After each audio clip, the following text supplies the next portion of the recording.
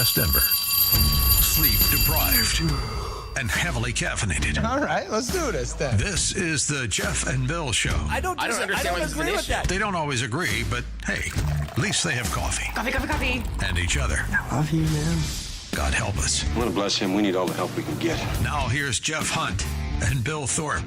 The Jeff and Bill Show on News Talk 710 KNUS.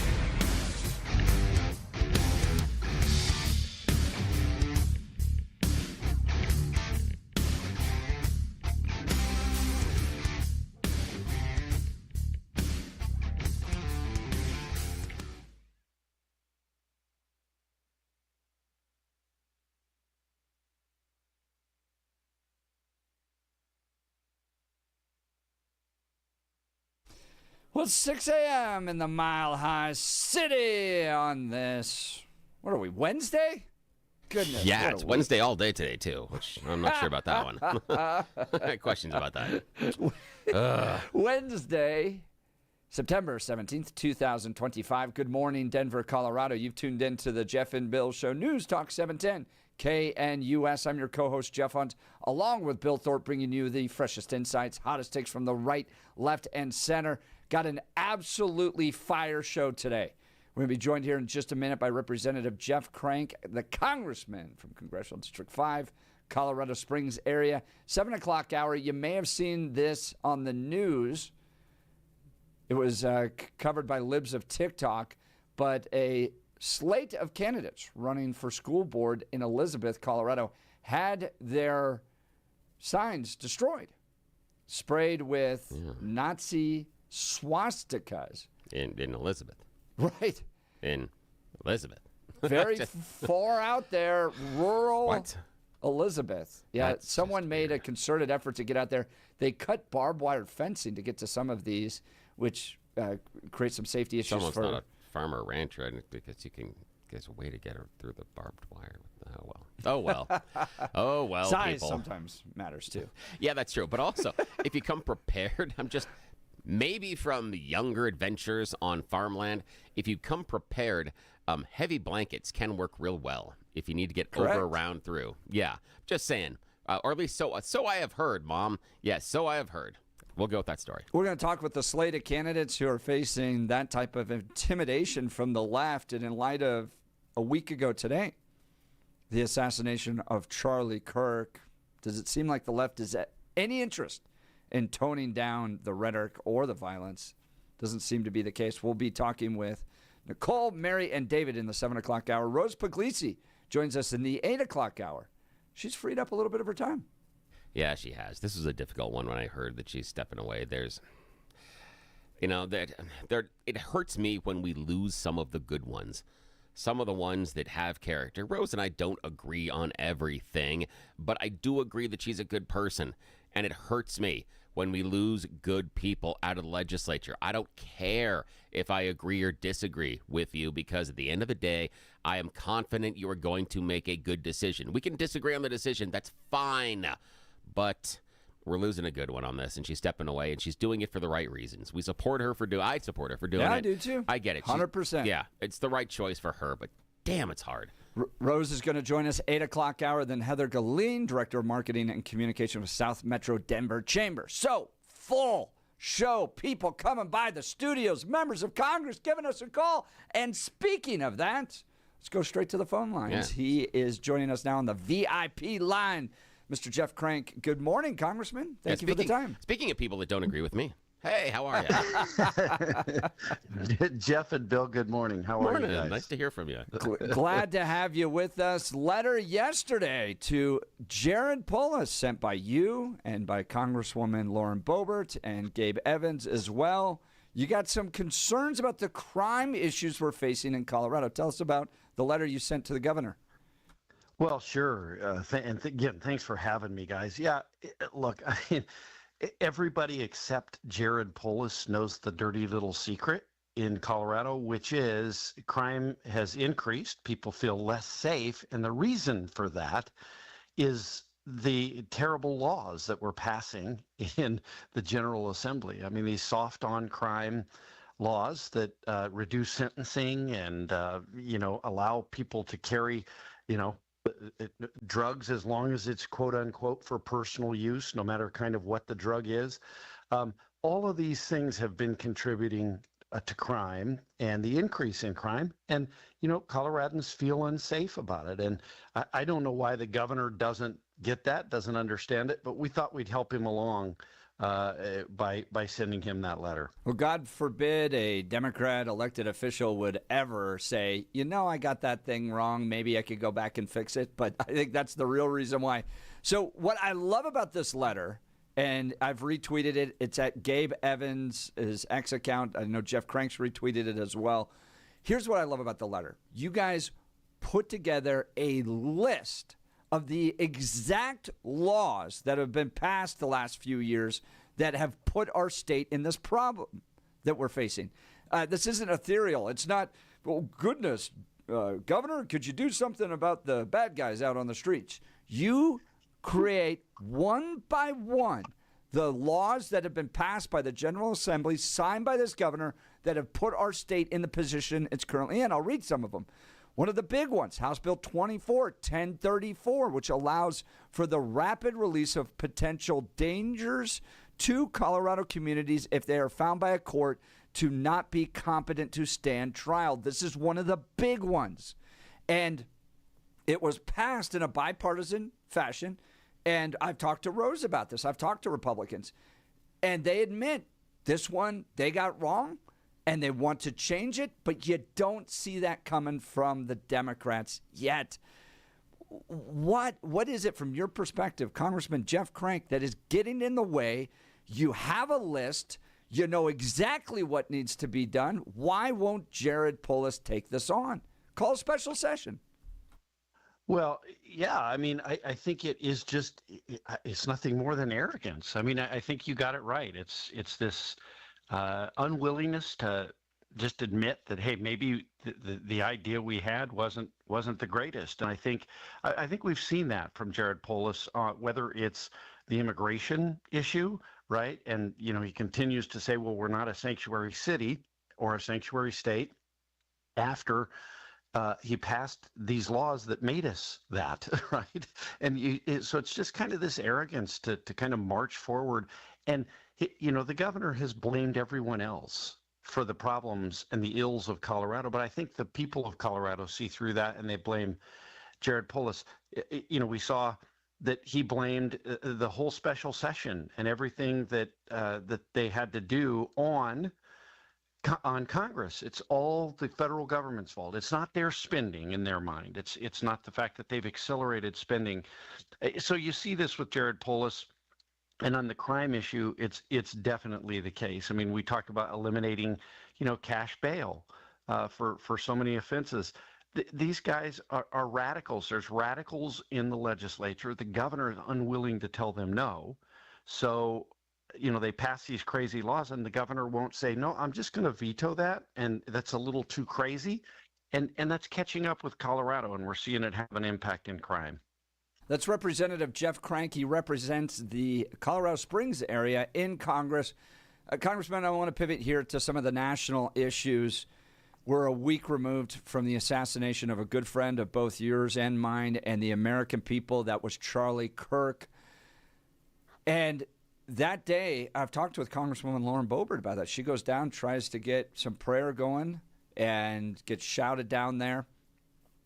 In moments of national tragedy, historically, you've watched the American people come together. It doesn't seem to be the case with Congress. Can you give us a sense of the temperature in Congress right now, 1 week removed from the assassination, probably the worst political assassination we've had since the 60s? Yeah, well, it is, and it's a tragedy. Obviously it's a tragedy for the Kirk family, but it's a tragedy for America. I have been saying this the last couple of days, that the attack on Charlie Kirk was really an attack on America, because it was an attack on our values. And it wasn't just Charlie Kirk that died. It was a little bit of the innocence of a generation who believed in Charlie Kirk, but it was also a little bit of the First Amendment, right? Which we saw. I mean, Charlie Kirk, of all people, believed in going out and having those debates, having those discussions. And and people disagreeing about an issue and that being okay. And so to me, that's what's so shocking about it. That and the reaction of some people. I mean, it's sickening, really, to see that some people, whether they're certain entertainers or, some of these employees who've been let go by their employer, and they're shocked that an employer would let you go because you said something so abhorrent. I mean, our moms and our dads, all of us, hopefully taught us, that when someone dies, when someone's murdered, you don't dance on their grave.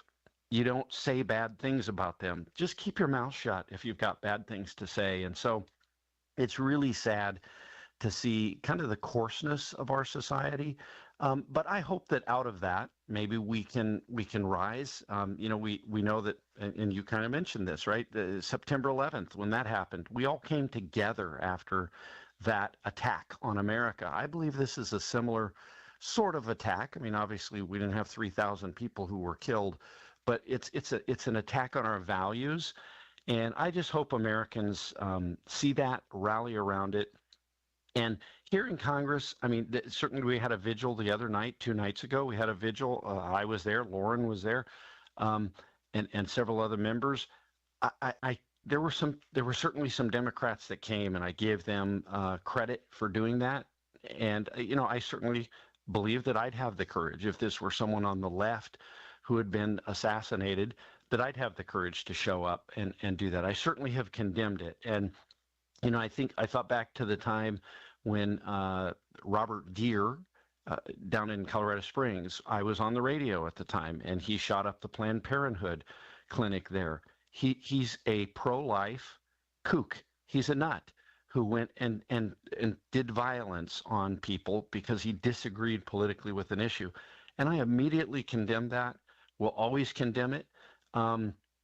But we all have a special responsibility to do that. And I think especially when it's on our side of the aisle, we have an obligation to condemn that violence. And so I think generally we all get along, but it is very frustrating when, we have folks that just think that it's okay. And maybe just it's this soft acknowledgement that somehow it's okay to push it to the line, right? I mean, I would say this: there's been a lot of violence. It doesn't have to always be assassination, but when you're attacking police, when you're in the streets attacking police officers, that's political violence too, right? Once it crosses the line from protest to violence. And so we've got to get our society under control. It starts with families talking to one another, friends talking to one another, but we've got to get back to being Americans. That's Representative Jeff Crank. He represents the Colorado Springs area in Congress. Can you give me some insight, Congressman, into maybe some of the conversations you're having with your colleagues? Because I have to imagine, after not just what happened to Charlie Kirk, but Steve Scalise, Gabby Giffords, that safety concerns always lingering around there as a community leader, as a member of Congress. These are conversations that you probably have with your colleagues. Can you give us some insight with regards to what we need to do to protect free speech, protect the political process we have here, how you all are taking security concerns with regards to maybe your office, staff, other members of Congress? How did the assassination a week ago change those conversations? Oh, I think it definitely changed those conversations. And, we take it serious here at the, certainly at the Capitol complex itself. The security is good. And I think it was heightened after the incident on January 6th. And, you see it here. I think people feel secure once they're, behind the walls. The question is, sort of when you go out into the community, and there's definitely been an uptick in that. I just listening to the conversations and being here, I've been concerned about it. In fact, about, I don't know, maybe 3 months ago, I said, look, I mean, we can't allow it to be that we allow someone to get killed before we take this serious. Like, we have to take this seriously. There is a movement. There will be money, as I understand it, put into the CR that's coming up here for security for the Supreme Court, for many members of the executive branch. Aside from the president and cabinet members, there's others as well. And then for members of Congress. And it's just something, sadly, that we have to do in this day. But, it's a difficult thing. But we can't cower away from the responsibility that we have, right? We can't let them win.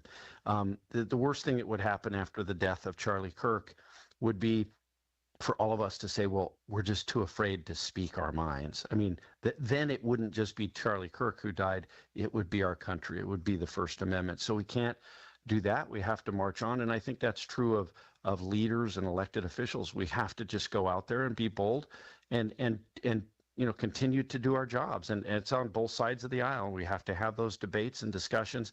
But there's definitely, there's been a changed way in which we're looking at these issues. And I think in some ways it'll be positive. I think they'll likely have much better security for our Supreme Court justices and other elected officials. Yeah, because what gets me about what happened with Charlie, I spoke about this at Brave Church this past Sunday at the memorial for Charlie Kirk, is that Charlie's heart and devotion to the American people was a direct connection with what I called his American brothers and sisters. This is part of the fabric of this country, is that we can go into public and talk, and we can laugh, and we can sometimes get a little heated, and I mean, it's like the Jeff and Bill show. I mean, it's we have that level of engagement. Charlie loved it so much that I don't think he ever would have put a bulletproof partition between him and the people. It wasn't his way. He wanted that connection. When I go back to what happened to Gabby Giffords, she's at a supermarket trying to connect with her constituents. If you're a political leader, or if you're even a thought leader like Bill and I do, we go out and do events specifically because we want to connect with people. You, Congressman Jeff Crank, you go to knock doors, you go and do constituent events because you want that one-on-one human connection. But at the same time, as somebody who does these public events, I think to myself, I mean, it's one shot. At one moment, anywhere that could come. And so the scandal of what happened last week was that it breaks the ties and the bonds between the American people. Yeah. No, I think that's very true. I mean, I think back on, and we've had the calls over the last many months while we were passing the reconciliation bill. We had calls, why aren't you doing in-person town hall meetings, And these calls were coming from a group called Indivisible, which, by the way, is a group that supports defunding the police. It's a left-wing group. And the whole point of wanting to do that wasn't to have discussion. It wasn't to have First Amendment debate. It was to get you in a place where they could mock you, where they could take the narrative over. I have a colleague who decided to do one of those events in the state of Washington, and he went there and they unfurled a Palestinian flag and ran up on stage, and and what was on the front page of the newspaper the next morning was the Palestinian flag. It wasn't this member of Congress having honest debate or discussion with his constituents. So there's folks like that, groups like that are kind of driving these issues, and again, they're not interested in honest discussion about issues. And so I ended up having a couple of town halls. I had them online. I had 6,000 people on one and 5,000 on the other. But isn't that sad that we're being, that our republic, our thought process, our discussion and debate is being driven away a little bit by this kind of attack from individuals and groups. And I look at what happened with the candidates in Elizabeth, and being spray painted, their signs being spray painted with a Nazi symbol because you disagree with someone, you call them a Nazi, you demonize them. And when that happens, it dehumanizes that person. And that's what we're seeing. There's only so many times you can say that Donald Trump is a fascist before people say, well, but I love my country. And we can't have fascists here. So it drives them to want to act. So, we've got to tone the rhetoric down. I disagree with many of my colleagues here. I debate them on the issues. We go back and forth. But you can't go back on the record on all the 14 years I was on the radio or the time I've been in Congress or any time in my life have I ever tried to divide in a way that pushes people towards that kind of anger to where they're willing to go out and be violent. And it's just we've got to do better as a country. That is Congressman Jeff Crank joining Jeff and Bill live this morning. Congressman, I want to ask a question that was just called in. A gentleman couldn't stay on the line to join us live, but he talked about we're concerned about politicians' safety in political speech. He's really concerned about a shooting that happened the same day, the Evergreen High School shooting. He wants to hear your thoughts about school shootings and how we possibly keep our kids safe, if you could. Yeah, well, and I appreciate that. I just signed on Brittany Pedersen, and this is a great example of us working in a bipartisan way. Brittany Pedersen, yesterday, she and I talked, and I co-sponsored a resolution in the House about how terrible that shooting was, and that we've got to stop it, stop shootings like this. Yeah, and I mean, we've got to get to the root cause of what's causing school shootings. Now, I think there are some on the left who believe, they use the phrase gun violence as if the gun picked itself up, fired a couple of rounds. In fact, I heard people talk about the assassination of Charlie Kirk and talk about gun violence. It isn't gun violence that killed Charlie Kirk. It was hatred that killed Charlie Kirk. And we need to get to that is the root cause here. And so, look, I think in the school shooting there and in other cases, we need to stop acting like our schools should just be gun-free zones. I've always used this, Bill, that we just don't see school shootings at gun shops and gun stores. And there's a reason, because people want a soft target. These folks want someone who isn't going to fire back. That's why they attack when you're in church. That's why they attack when your kids are in school. And so we've got to take that safety seriously. And I'm a big supporter of. I just had a school district come in yesterday and talk to me about it. They said, "Hey, we have a school resource officer in every single school. They're law enforcement. They're not hired. They're police personnel or sheriff's department personnel." And that's what happened here is they had an SRO in the school. They went on a call, and while they were gone, the school shooting happened. I mean, that's one of the things that we can do, but we've also got to get to the root cause of why kids particularly are driven to walk into a school with a weapon, no matter what that weapon is, and do it. And we could, the left can talk about, well, we need to get rid of assault weapons. Okay, well, people will use pistols, and were you going to get rid of pistols? Then people will use something else. We got to figure out the root causes of the hatred, the loneliness. I think social media plays a part in it. I think online gaming plays a part in it. I think the breakdown of the family in America plays a part in it. I think mental health plays a part in it, right? I think the lockdowns of COVID play a part in this generation doing that. But we've got to figure out what those are, and frankly, we've got to lay down the politics probably to figure that out and stop fighting over things that really aren't the cause. It's Congressman Jeff Crank, the 5th Congressional District, Colorado Springs area. Congressman, last question here. You've been very generous with your time. Magellan Strategies, big poll out on Colorado. People not happy with Republicans. People not happy with Democrats. People definitely not happy with Jared Polis. In fact, ICE has a better approval rating than Jared Polis does in blue Colorado. I'm sure you got a chance to see it. It broke down your district as well. As you come away looking at that poll, as you're talking to your constituents, what's the direction of Colorado? What's the direction of your district this next cycle?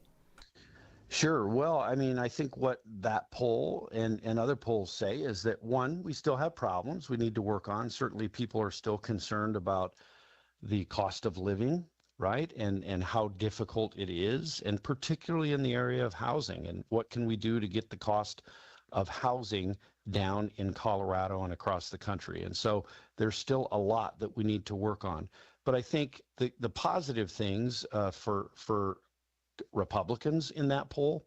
One is Democrats aren't the answer, and that poll clearly said it. And I've seen other polls that show that.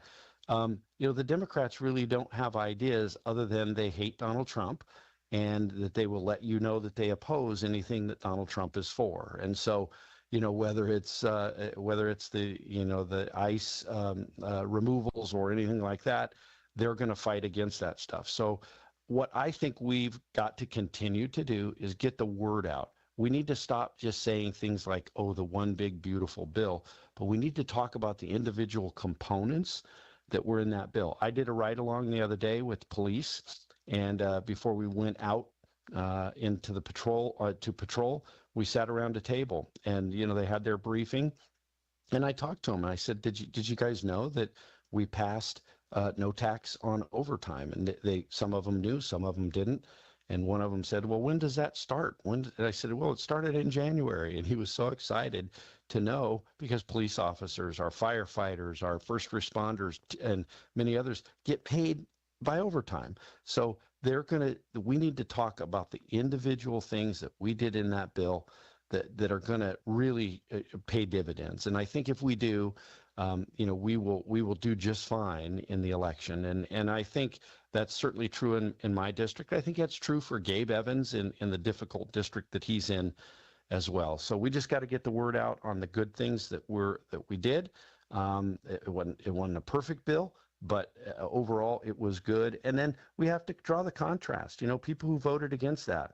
I've got an opponent who didn't like that bill. Well, guess what? She's against $150 billion increase for our military in that, because that was in the bill. There was an increase in base allowance for housing for our military. That was in the bill. She would have voted against that. So, you see things like that. We just need to draw the distinctions and let the voters decide.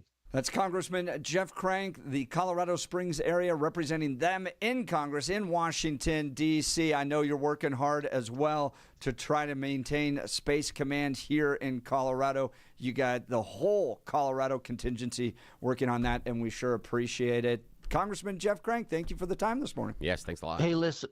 Thanks, guys. Bill, I'm a little disappointed we didn't get to tussle this morning. But not this morning. Not every time, my friend. You know what I mean? Yeah, not every time. All right, buddy. All right, guys. Thank you. Always a ton of fun. Congressman Jeff Crank. Now it's time for news and comment with Blake Olson.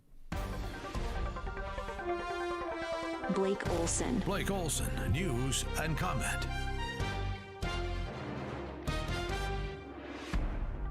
Good morning. It is Wednesday, 49 and mostly clear in Denver, expecting a high of 71 today.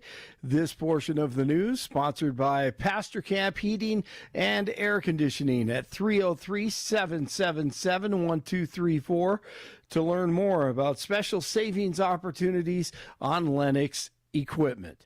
Our top story, the Fed expected to cut interest rates this morning by at least 0.25%. Should make it easier for many Americans to obtain a mortgage and help the economy. Today marks 1 week from the assassination in Utah. The defendant knowingly created a great risk of death to another individual other than Charlie Kirk and the defendant. Notice conviction of this offense may carry the death penalty or pursuant to Utah Code 76.3-207.7, a mandatory term of imprisonment for life without parole or an indeterminate term of not less than 25 years, that may be for life. Tyler Robinson appeared in court and has been charged with Charlie Kirk's murder, of course, and it may carry, as you just heard, the death penalty. DJT and VP JD will speak at Charlie's memorial service on Sunday in Glendale. That's Arizona. Phoenix area. The service at State Farm Stadium will also feature remarks from Erica's Secretary of State Marco Rubio, HHS Secretary RFK Jr., and Defense Secretary Pete Hegseth. The Utah County DA read the text messages from Robinson to his transgender boyfriend after the assassination. The roommate. Police interviewed Robinson's roommate, a biological male who was involved in a romantic relationship with Robinson. The roommate told police that the roommate received messages from Robinson about the shooting, and he did provide those messages to police. On September 10th, 2025, the roommate received a text message from Robinson which said, "Drop what you're doing. Look under my keyboard." The roommate looked under the keyboard and found a note that stated, quote, "I had the opportunity to take out Charlie Kirk, and I'm going to take it." Police. We'll have more on that throughout the morning. There was a candlelight vigil on campus at the University of Colorado, Colorado Springs on Tuesday that drew hundreds to honor Charlie. The event was organized by the campus chapter of Turning Point USA, and officials said the gathering remained peaceful. DJT and First Lady Melania attending a state banquet hosted by King Charles at Windsor Castle today. The visit includes a carriage procession with King Charles. The hearing with FBI Director Kash Patel continues today also before the Senate Judiciary Committee. On Tuesday it occurred, and another one today, of course, this morning. One of the highlights or lowlights was with communist Adam Shifty Schiff, who lies more than he breathes. The American people to believe that? Do you think they're stupid? No. I think the American people believe the truth, that I'm not in the weeds on the everyday movements of you're inmates. Not in the weeds? What I am doing is protecting this country, providing historic reform, and combating the weaponization of intelligence by the likes of you. And we have countlessly proven you to be a liar in Russiagate, in January 6th. You are the biggest fraud to ever sit in the United States Senate. Agree. NFL great Dan Marino says he's been living with liver disease for nearly 20 years. The former Dolphins quarterback turned 64 this week and said he's been living with non-alcoholic fatty liver disease since 2007. The disease is typically connected with obesity and occurs when fat cells accumulate in the liver. 47 in Lone Tree, 46 in Lakewood, 48 in Denver. Jeff and Billy are underway. They have cranked it up. Already had Jeff Crank on. Blake Olson, News Talk 710 KNUS. We'll be on the backside of low pressure today, so it's still going to be a little cool, unsettled, and there still will be a few showers and thunderstorms around before better weather moves in Thursday and Friday. Highs upper 60s and low 70s, a few scattered showers and thunderstorms through evening. Lows tonight upper 40s, partly cloudy and mild. Low to mid 70s Thursday, 75 to 80 Friday. Weather is a service of L&L Heating and Air Conditioning. For quick, trustworthy, and dependable service, call L&L Heating and Air Conditioning at 720-851-1691. Visit them online at bestdenverhvac.com. You'll be comfortable with L&L. Meteorologist Don Day in the 710 KNUS Weather Center.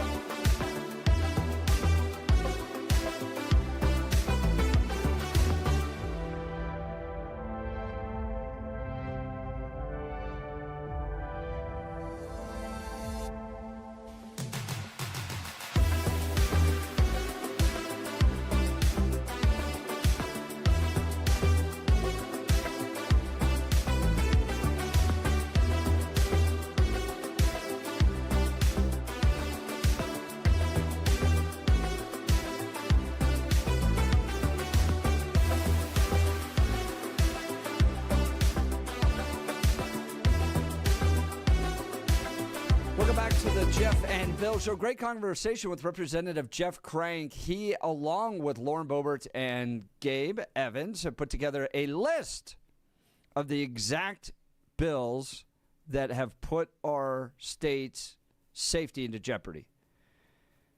The crime problems we're facing, the drug overdoses that we're facing, those types of things. We didn't just get here by accident. They've put together a list for Jared Polis. They want him to address it. Top of that list. And Bill, I got to continue to do a tip of the hat to Natalie Chuck on this. She joined us on this. She was covering this problem a year before anybody else. And this was this particular bill, House Bill 24-1034, which allows for the rapid release of a potential dangerous person to the community if that person is found by a court to not be competent to stand trial. And Republicans don't get off the hook on this one, with the exception of Scott Bottoms, because he was like the only one that went, hold on, guys, this seems to be a problem here. And he voted against it. Meanwhile, I think it was passed unanimously out of the Senate. And that's one of the things that Jared Polis is claiming. It's like his out. Well, Republicans supported it too. I've asked Republicans to address this, and Republican leadership, and they've been working on it. They've got a working group because it gets into some differences with regards to DAs and law enforcement and jails and all that stuff. So they're trying to work it out. But what this bill did was basically say, oh, you're deemed incompetent? The last thing we want to do is lock you in a jail cell. That's not good for your mental health. We'll let you out. And the practical application of this has been crazy. Like the guy who killed somebody that was riding in his own car and developed a brain injury, and then the court's like, oh, we can't prosecute you because of the brain injury you got in the drunk driving incident. So he got to walk entirely. Got to walk. The Solomon Galligan guy tries to kidnap a kid off of a playground and gets to walk because he's deemed mentally incompetent. And then Steve Reams had to join us because he's got a guy that's dangerous up in his county that he has to let out because of this law. So the only recourse he has is, hey, public, hey, my hands are tied here. We have to let this guy out. Beware of the dangerous dude in your midst, basically. So we'll see how Jared Polis responds to this, but these are legislative fixes. You don't need a lot of money. You don't need to build a whole new infrastructure. You just got to repeal some of the stuff like cash bail. Senate Bill 21-271. But let's talk about that just for a sec. So if you take away cash bail, again, no cash bail, and I think that's a dumb idea, but to have no cash bail, I think that you should have to put up bail money. However, one of the arguments was the idea of space and overcrowding. So wouldn't that lead into the idea of facilities? And the other question that I would ask would be, if we want to have someone that has been deemed mentally incompetent to stand trial, rather than cutting him loose, do we want to put them in a mental facility? That's a facility. Correct. That's money. Correct. So while some of these are legislative fixes, I don't think just saying, well, instead of the guy who got the brain injury that when he was in a drunk driving accident and killed his friend, rather than letting him loose, maybe they should be in a facility. Oh, we don't have beds for this facility because we know right now in the state facility, they don't have beds, so they cut them free. And that's why we've had a couple of these incidents so far, as far as individuals who are allegedly committed crimes. They haven't gone to court yet, but they had to be cut free because they didn't have space in the beds. That, to me, becomes a funding issue. And if I am going to strategize for the Democrats, the easiest out for Polis is, we have a budget deficit. How do we get the money? And again, nobody's going to want to have their own ox gored. And the easiest way to get it would be, and to circle back to where we started, from the feds, from where Jeff Crank and Lauren Boebert and Gabe Evans were concerned about. They would have the ability to help with some of the funding or help create some of the programs or provide grants. They would be able to facilitate some of those. Is there any interest? Or if they're not, because again, some of these problems need to be solved with money. It's going to be facilities. You are not wrong with that. I will absolutely grant to you that position, that To fully rectify this situation, we need to spend money on more jail facilities, mental health hospitals, those types of things. The only problem I have is that you don't get the concern from the Democrats that that is the right solution. Oftentimes what you get from them is this: we didn't hug the offenders enough as their kids. We need to be nicer. We need to come up with restorative justice programs because God forbid we ever lock anybody away for any of their consequences of their actions. So, yes, as a rational person, you are exactly right that that a good argument back would be we need to spend money. I just don't see the Democrats all that interested in actually wanting to imprison people for the consequences of their actions. So, would love to hear from you. You're welcome to join the conversation. 303-696-1971. 303-696-1971. Text us on the Dan Caplis Law text line at 720-819-5115. Speaking of Dan Caplis, Dan suggests you should choose a lawyer who shares your values because who you choose to represent you in an injury case says a lot about you to everybody involved in the case. Dan Caplis is the son of a police officer and a former seminarian who's dedicated the last 40 years of his life to helping people who are hurt in serious motor vehicle crashes. Dan is also believed to be the only lawyer in Colorado history to win 5 straight multi-million-dollar verdicts in Colorado crash cases. Dan is also believed to have won the largest truck crash verdict in Colorado state history. Dan Caplis Law is the official law firm partner of the Denver Nuggets and the Colorado Avalanche. Dan Caplis Law is a serious firm for serious cases. Dan accepts righteous injury cases on a percentage fee basis so that he can represent good people from all walks of life without regard to ability to pay. So if you need Dan's help, give him a call. That's 303-770-5551, 303-770-5551, or hit dancaplisLaw.com. That's Dan, C-A-P-L-I-S Law.com. Bill, it's Wednesday.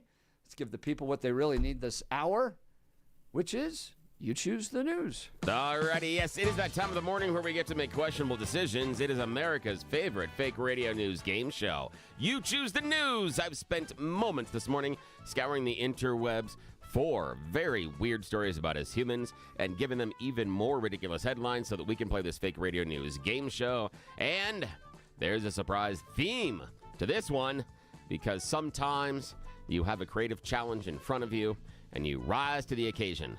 Much to the chagrin of both of my partners on the air this morning, let's see what happens. Let's see if we can find the theme. Alrighty. And as always, Blake Olson joins us from the news department because nobody who is in charge is awake at this hour. They're not awake until nearly 10 minutes from now, so we are going to take full advantage of being left alone here on 710 KNUS. All right, gentlemen, here are your headlines this morning. Let's see if we can find a theme. Okay, choose carefully. Headline number 1. Bearing support. Headline number 2, secret ingredient. Headline number 3, being trendy. And headline number 4, slaying the demon. Mr. Hunt, your choice, sir. Bearing support, please. Yes, bearing support. Here we find ourselves in the Netherlands. A man has taken part in an unusual cycle ride in the Netherlands to promote prostate cancer awareness. Ooh. But he did have a bit of an ulterior motive as well. 67-year-old Ian Ashmead is part of the Handenham Easy Riders Cycling Club out of Cambridgeshire. In 2023, they saw an art installation on the bicycle trip of a 6-meter-high, about 20 feet, tall polar bear who was urinating into a canal in Amersfoort. It's designed to highlight climate change. That was the issue. However, since the sculpture has been removed because neighbors complained about the constant weeing, basically the water falling into the water all the time. They're like, that's just noisy. So they removed it. But Ian Ashmead has decided there's a calling. Now, since the bear has been removed, Mr. Ashmead decided to dress as a polar bear and then reenact the bodily function with the help of a mechanical device, not doing it for real. He said one of his friends has been undergoing tests for prostate cancer, and he wanted to promote awareness of the symptoms by handing out leaflets and also making a spectacle of himself, which I totally appreciate. Yes, he did recreate the original bear artwork completed with the simulated urination at this time at the city southeast of Amsterdam. He said 6 members of his club completed the 4-day, 200-mile tour of the Netherlands, revisiting haunts from previous trips and talking about their friend that is going through the tests. He hatched a plan to recreate what they saw previously by dressing as the polar bear, and he said, hey, a lot of people really enjoyed it. In fact, he ended up in the background of one couple's wedding photos. This is hilarious. This is covered in the BBC. Yes. And the whizzing was actually like water with orange food dye. And he had to work on it because the water originally, he wanted color so it looked better, and he had to work on it because it didn't flow properly. The viscous was a little down. Yeah. All right. So, Blake, your choice, sir. Secret ingredient, being trendy, or slaying the demon? Since you have a theme going, let's go with secret ingredient. Secret ingredient. 2 teenagers. Oh, my gosh. Why is that firing now? This should not be firing now. Hang on a sec here. We got to stop that. That shouldn't be going now. I can't. Uh-oh. We are in trouble. We don't hear it. Houston, we have a problem. It's, the computer is taking over. I don't know what we're doing here. This is going way too early. And I can't stop it at this point. So who knows? We may come back and complete this. Other than that, we're out of here in 10 seconds. I can't stop this at this point. I'll try to come back in a second. Well, at least we got the peen polar bear in. Yeah. Look at the theme. Oh, well, we'll be back. This is KNUS. Jeff and Bill.